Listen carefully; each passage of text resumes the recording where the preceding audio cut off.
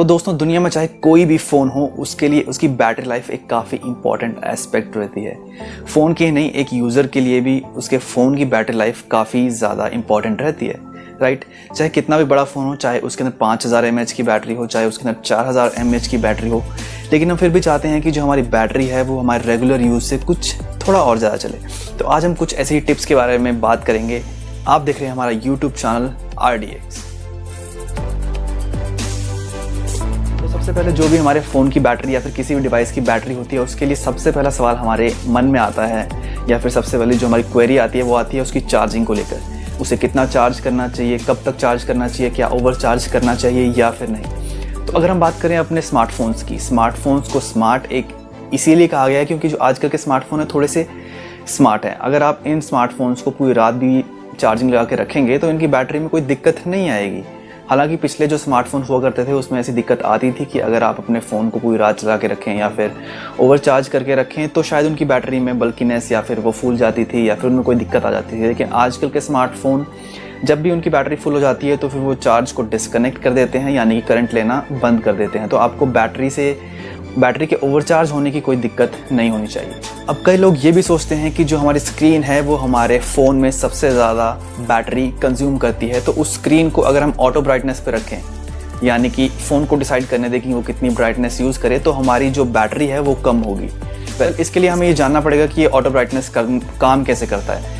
होता ये है कि हमारे फ़ोन के फ्रंट में एक सेंसर लगा होता है जो कि लाइट को सेंस करता है, और उसके बाद जब लाइट ज़्यादा होती है तो वो ब्राइटनेस ज़्यादा करता है, और अगर लाइट कम हो तो ब्राइटनेस कम करता है। तो सपोज़ अगर आप ऑटो ब्राइटनेस पे रख रहे हैं तो आपके फ़ोन की 2-4 प्रोसेसिंग पावर एक्स्ट्रा जा रहे हैं, यानी कि उसकी बैटरी थोड़ी एक्स्ट्रा कंज्यूम हो रही है। फॉर एग्जांपल, अगर आप किसी ऐसी जगह पर जाते हैं जहाँ पे कि लाइट अनइवन है, यानी कि कभी कहीं कम होती है या फिर कभी कहीं ज़्यादा होती है, तो उस केस में जो आपका सेंसर है, फ़ोन का सेंसर, वो ज़्यादा बैटरी कंजप्शन करेगा, यानी कि ज़्यादा पावर यूज़ करेगा लाइट को डिटेक्ट करने में, और उसके बाद कुछ प्रोसेसिंग पावर आपका फ़ोन भी यूज़ करेगा उस लाइट को डिटेक्ट करके आपकी स्क्रीन की ब्राइटनेस कम या फिर ज़्यादा करने के लिए। तो इसमें जो भी ब्राइटनेस का कंजप्शन रहता है बैटरी का, वो लगभग इक्वली रह जाता है आप अगर नॉर्मल हाई ब्राइटनेस पे रखेंगे या फिर ऑटो ब्राइटनेस पे रखेंगे। लेकिन अगर आप एक ऐसी जगह जा रहे हैं जहाँ पे एक इवन सी लाइट है, यानी कि एक ही लाइटिंग है, यानी कि जैसे कि मान लीजिए आप एक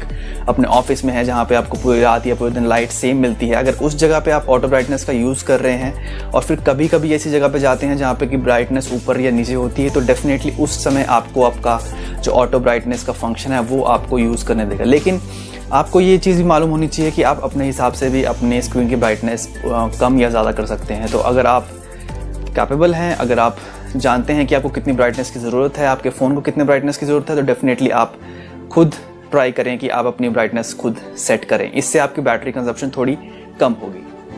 एक और फैक्टर है जो कि बैटरी कंजप्शन को बढ़ाता है, वो है हमारी ऐप्स की यूसेज। काफ़ी सारे लोग ऐसे होते हैं जो कि स्मार्टफोन्स की ऐप्स यूज़ तो करते हैं लेकिन उसको बंद नहीं करते हैं, यानी कि वो जो ऐप्स होती हैं वो फ़ोन में बैकग्राउंड में चली रहती हैं। जब ऐप्स कोई भी बैकग्राउंड में चलती रहती हैं तो उनको कुछ ना कुछ प्रोसेसिंग पावर चाहिए होता है, हमारा CPU, हमारी बैटरी लाइफ वो कंज्यूम करती हैं। तो जब भी आप अगर किसी ऐप को यूज़ ना कर रहे हो, मान लीजिए अगर आपको उसको फ्यूचर में भी यूज़ ना करना हो, तो उस ऐप को बंद कर दें। अगर आप उस ऐप को बंद कर देंगे तो उसकी प्रोसेसिंग पावर कम लगेगी और इससे बैटरी भी कम कंज्यूम होगी। तो काफ़ी ज़्यादा लोग ये भी मानते हैं कि अगर हमारा ब्लूटूथ, वाईफाई या फिर हॉटस्पॉट 24 घंटे ऑन रहेगा तो इससे क्या होगा कि हमारी बैटरी कंजप्शन ज़्यादा होगी और हमारी बैटरी ज़्यादा खर्च होगी। जो आज के स्मार्टफोन्स हैं इसमें ऐसा बिल्कुल नहीं है, क्योंकि जो पिछले वाले स्मार्टफोन्स होते थे, यानी कि जो बहुत पुराने स्मार्टफोन हुआ करते थे, उसमें ऐसा होता था कि अगर आप हॉटस्पॉट, ब्लूटूथ या फिर वाईफाई का यूज़ करते हैं तो आपके बैटरी कंजप्शन काफ़ी ज़्यादा यूज़ करते हैं। लेकिन जो आजकल के स्मार्टफोन हैं वो थोड़े स्मार्ट हैं। इसका मतलब ये है कि वो जो अपनी बैटरी की कंजप्शन है उसको थोड़ा एफिशिएंट तरीके से यूज़ करते हैं।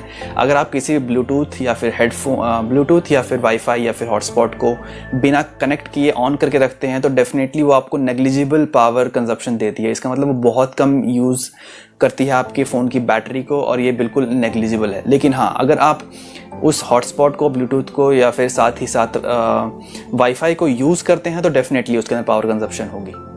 बैटरी कंजप्शन का जो अगला एक्सपेक्ट आता है वो आता है कि फ़ोन को हम चार्जिंग लगा के साथ में यूज़ नहीं करते हैं। काफ़ी ज़्यादा फ़ोनों में ये होता भी है कि अगर हम फ़ोन को चार्जिंग लगा के यूज़ करें तो वो ओवरहीट होने लग पड़ता है, और डेफिनेटली इसका जो कॉन्सिक्वेंस होता है, यानी कि इसका जो असर होता है वो डायरेक्ट बैटरी पे पड़ता है। अगर बैटरी हमारी ओवर हीट होती है तो डेफिनेटली उसके अंदर कुछ ना कुछ कमियां आएंगी। तो अगर आपको कोई ज़रूरी काम नहीं है तो आप इसको अवॉइड करें, यानी कि आप चार्जिंग लगा के अपने फ़ोन को यूज़ ना करें, और डेफिनेटली गेम तो बिल्कुल भी ना खेलें।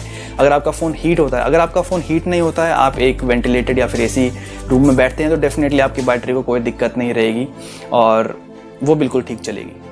तो अब हम बात करने वाले हैं बैटरी के एक बहुत ही इंपॉर्टेंट एस्पेक्ट के बारे में, जिसको काफ़ी सारे लोग नहीं जानते हैं और ये काफ़ी जगह पे यूज़ होता भी नहीं है। ये एक्चुअली होता ही है कि जब भी हम कभी नया फ़ोन लेते हैं या फिर कोई भी डिवाइस लेते हैं तो उसके साथ हमें एक स्पेसिफिक चार्जर मिलता है, और उस चार्जर के अंदर एक स्पेसिफिक रेट ऑफ करंट होता है जो कि फ़्लो होता है, और वो रेट ऑफ करंट हमारे डिवाइस को उतना ही चाहिए होता है, ना उससे कम ना उससे ज़्यादा।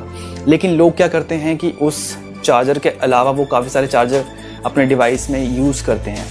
जैसे कि आप अपना फ़ोन ही देख लीजिए, अगर आपका फ़ोन का चार्जर कहीं गुम हो जाता है तो आप कोई भी चार्जर लगा देते हैं, राइट।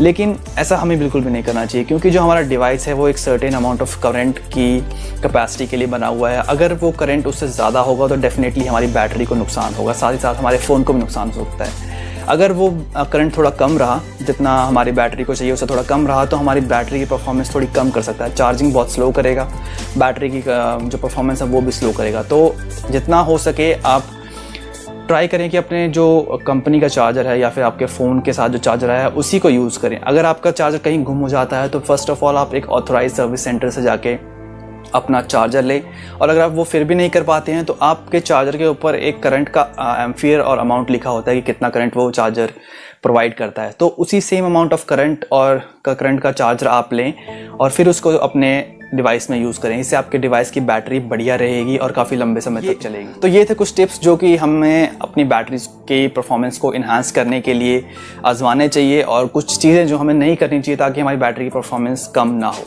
तो आज के लिए बस इतना ही, मिलते हैं आपसे अगले वीडियो में, तब तक के लिए अलविदा। Stay home, stay safe and keep watching RDX। Bye bye.